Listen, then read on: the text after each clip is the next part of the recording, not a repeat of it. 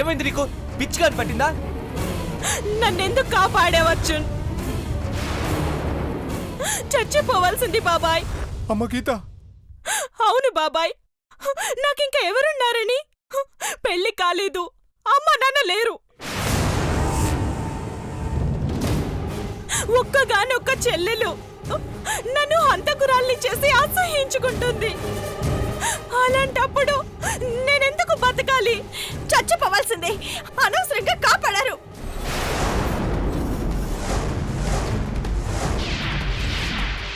Shut up అంజలి.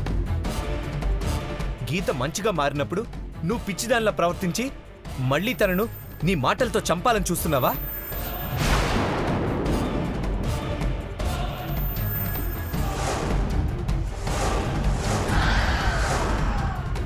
పద గీత, మా ఇంటికి వెళ్దాం. వద్దర్జున్, నేనిక్కడే ఒంటరిగా ఈ ఇంట్లోనే ఉండిపోతాను. నువ్వు ఉండలేవమ్మా. ఇప్పుడే ఇలా చేస్తున్నావంటే మళ్ళీ ఇలాంటి పిచ్చి పని చేయమని గ్యారంటీ ఏంటి?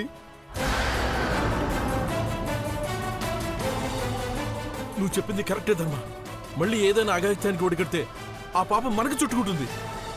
దాన్ని మన ఇంటికి తీసుకెళ్తే మనకే ప్రమాదం మావయ్య. నువ్వు అడ్డు చెప్పకంజలి.